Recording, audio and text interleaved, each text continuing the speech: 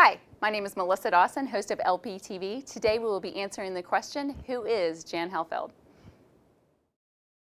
You've interviewed some very high-level politicians such as Nancy Pelosi, Joe Biden, Pete Stark, just to name a few. How is it possible that you managed to get these high-level interviews? Well, it isn't easy. First, you have to have a lot of persistence. You have to realize that there's a very wide universe out there of potential candidates, so you have to throw your net wide. You have to develop a good sales pitch, good contacts, and there are a few tricks that you can use that I would recommend would-be interviewers, beginning interviewers. One of them is look for settings where the politician's guard is low. I recommend political conventions and situations like that, where sometimes you can get interviews that you might not otherwise be able to get because they're available and they're not screening their interviews as much as they usually would. One more thing I could recommend is when you have a good interview with a high-profile person, sometimes you can parlay that interview into an interview with another person that might not turn out as well for them as the previous one, but they're not anticipating that result. Now that you're known as the interviewer who points out inconsistencies often with politicians, do you find that it's harder for you to get interviews than maybe it was in the past? It can get a little bit harder, and you can lose some interviews as a result of this kind of interviewing.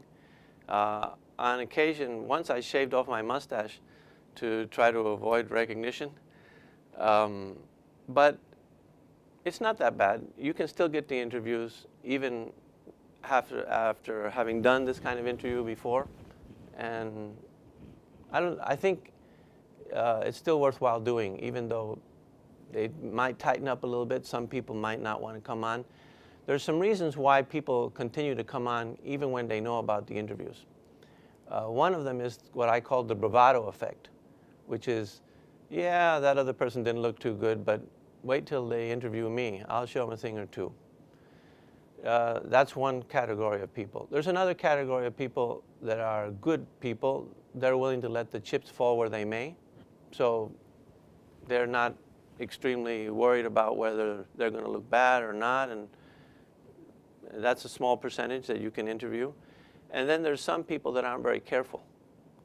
So they wouldn't do the interview if they had thought about it carefully, but they didn't, so they're kind of negligent and they're a little bit loose. And so with those three categories of people, you can still get interviews. Have you ever felt that you were in physical danger after one of these interviews? Actually, I have. As you might know, if you watched one of the interviews on YouTube, I was arrested once. And there's a certain amount of danger when they put you in the paddy wagon and it's very hot. You can't breathe too well and you got handcuffs on. It's very uncomfortable. So, but I think I felt the most danger after the interview I did with Pete Stark. When I was able to escape out of the congressman's office with the tape, and I got into the cab, and a little bit after I was in the cab, I got a call from the chief of staff, and he said, you left the congressman's office. And I said, yeah, the congressman asked us to leave. And he said to me, well, you took the tape. And I said, well, yeah, I always take the tape. He said, well, why don't you come back with the tape, and because the congressman would like to talk to you, and he's not going to let anybody take the equipment, the TV equipment that you used to do the interview out of his office until you come back with the tape. So he was holding hostage our equipment. So I said to him, well, I don't think the congressman should do that because that would be another criminal violation and that would just complicate everything. So I don't recommend that course of action. So he said, well, let me talk to the congressman and see if I can convince him to let your people take the equipment out.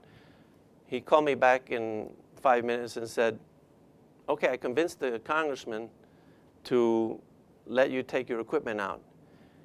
But could you come back and discuss this interview with us now?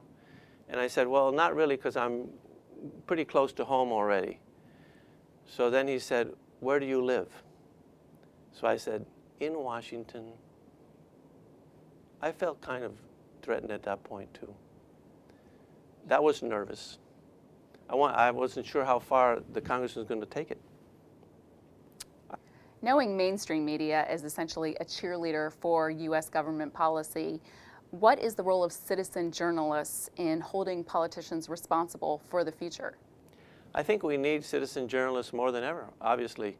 And to me, it's a real shame how the media has laid down in critical moments in our history when we really needed the independent media to actually talk and do something, investigate the reasoning on which the public policies are based, and they're not doing it. So I think to the extent that citizens can fulfill that function or can influence the media to do that, it would be a good thing. I think that as soon as a few citizens, interviewers start to do the Socratic interviewing technique, start to get good results, the media will change because of the competition. Right now, they're kind of immune, and they can do the very weak interviews, chit-chat interviews, which really don't examine the foundations of a public policy and really don't get to the truth of whether it's best for our country or not.